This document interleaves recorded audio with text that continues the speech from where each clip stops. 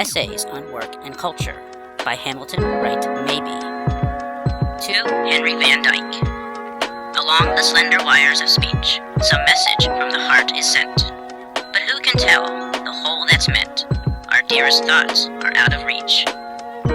Work and Culture, Chapter 1. Tool or Man. A complete man is so uncommon that when he appears, he is looked upon with suspicion, as if there must be something wrong about him. If a man is content to deal vigorously with affairs, and leave art, religion, and science to the enjoyment or refreshment or enlightenment of others, he is accepted as strong, sound, and wise. But let him add to practical sagacity a love of poetry and some skill in the practice of it. Let him be not only honest and trustworthy, but genuinely religious. Let him be not only keenly observant and exact in his estimate of trade influences and movements, but devoted to the study of some science. And there goes abroad the impression that he is superficial. It is written apparently in the modern, and especially in the American, consciousness that a man can do but one thing well. If he attempts more than one thing, he betrays the weakness of versatility. If this view of life is sound, man is born to imperfect development and must not struggle with fate. He may have natural aptitudes of many kinds. He may have a passionate desire to try 3 or 4 different instruments. He may have a force of vitality which is equal to the demands of several vocations or avocations. But he must disregard the most powerful impulses of his nature. He must select one tool, and with that tool, he must do all the work appointed to him. If he is a man of business, he must turn a deaf ear to the voices of art. If he writes prose, he must not permit himself the delight of writing verse. If he uses the pen, he must not use the voice. If he ventures to employ 2 languages for his thought, to pour his energy into 2 channels, the awful judgment of superficiality falls on him like a decree of fate. So fixed has become the habit of confusing the use of manifold gifts with mere dexterity, that men of quality and power often question the promptings which impel them to use different or diverse forms of expression, as if a man were born to use only one limb and enjoy only one resource in this many-sided universe. Specialization has been carried so far that it has become an organized tyranny through the curiously perverted view of life which it has developed in some minds. A man is permitted, in these days, to cultivate one faculty or master one field of knowledge, but he must not try to live a whole life, or work his nature out on all sides, under penalty of public suspicion and disapproval. If a Pericles were to appear among us, he would be discredited by the very qualities which made him the foremost public man of his time, among the most intelligent and gifted people who have yet striven to solve the problems of life. If Michelangelo came among us, he would be compelled to repress his tremendous energy or face the suspicion of the critical mind of the age. It is not permitted a man, in these days, to excel in painting, sculpture, architecture, and sonnet writing. If, in addition, such a man were to exhibit moral qualities of a very unusual order, he would deepen the suspicion that he was not playing the game of life fairly. For there are those who have so completely broken life into fragments that they not only deny the possibility of the possession of the ability to do more than one thing well, but the existence of any kind of connection between character and achievement. Man is not only a fragment, but the world is a mass of unrelated parts, religion, science, morals, and art, moving in little spheres of their own, without the possibility of contact. The arts were born at the foot of the altar, as we are sometimes reminded. But let the artist beware how he entertains religious ideas or emotions today. To suggest that art and morals have any interior relation is, in certain circles, to awaken pity that one's knowledge of these things is still so rudimentary. The scholar must beware of the graces of style. If, like the late master of Belial, he makes a translation so touched with distinction and beauty that it is likely to become a classic in the language in which it is newly lodged.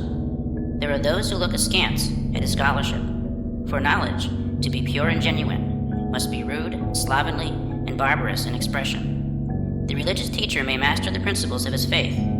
Let him beware how he applies them to the industrial or social conditions of society. If he ventures to make this dangerous experiment, he is promptly warned that he is encroaching on the territory of the economist and sociologist. The artist must not permit himself to care for truth, because it has come to be understood in some quarters that he is concerned with beauty and with beauty alone. To assume that there is any unity in life, any connection between character and achievement, any laws of growth which operate in all departments and in all men, is to discredit one's intelligence and jeopardize one's influence. One field and one tool to each man seems to be the maxim of this divisive philosophy, if that can be called a philosophy, which discards unity as a worn-out metaphysical conception and separates not only men but the arts, occupations, and skills from each other by impassable gulfs. Versatility is often a treacherous ease, which leads the man who possesses it into fields where he has no sure footing because he has no first-hand knowledge, and therefore no real power.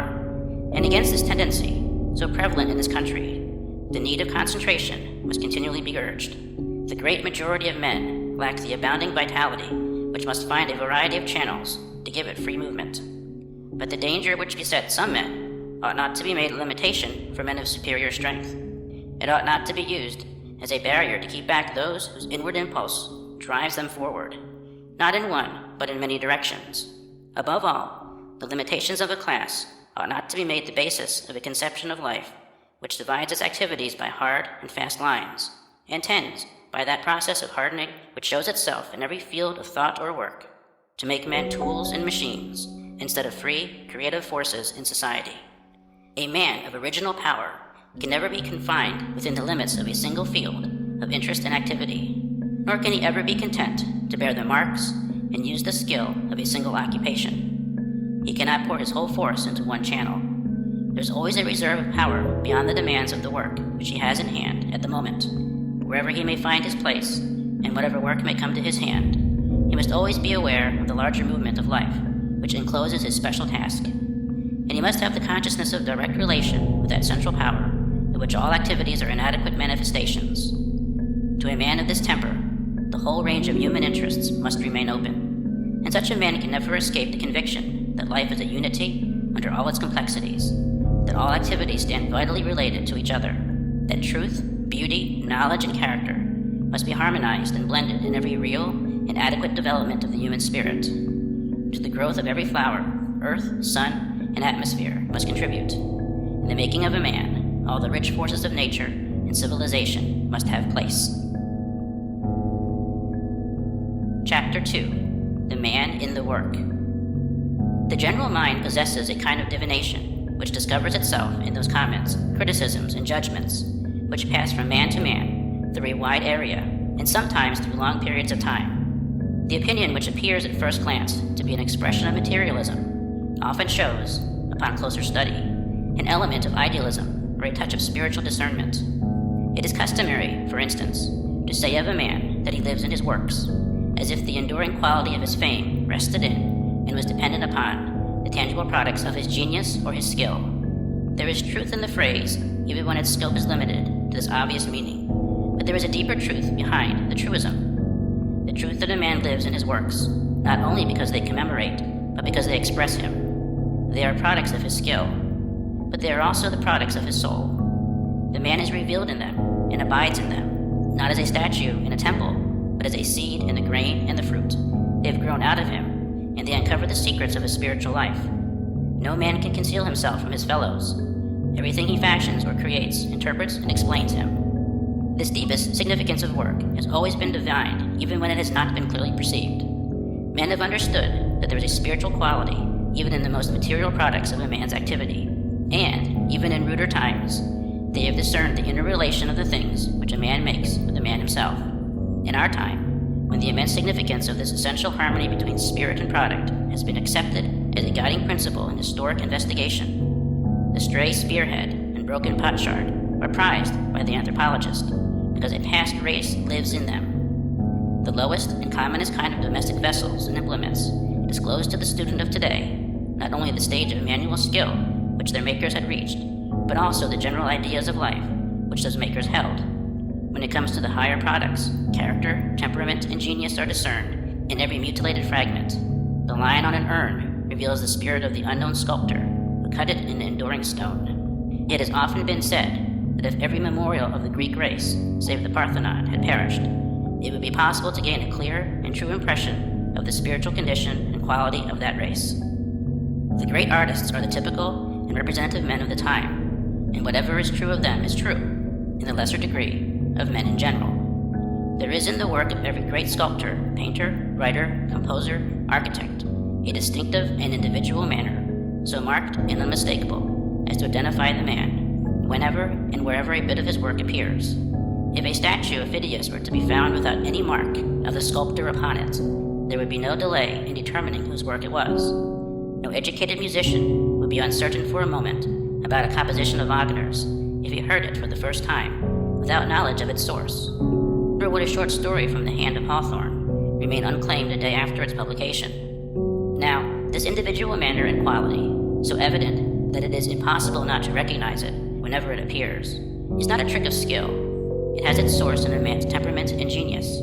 It is the subtlest and most deep-going disclosure of his nature, insofar as a spiritual quality can be contained and expressed in any form of speech known among men, and all the arts are forms of speech. That which is most secret and sacred in a man is freely given to the world in his work.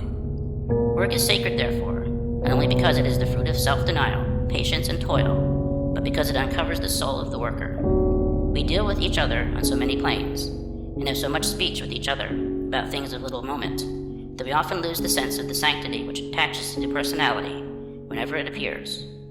There come moments, however, when some intimate experience is confined to us, and then, in the pause of talk, we become aware that we are in presence of a human soul behind the familiar face of our friend, and that we are on holy ground.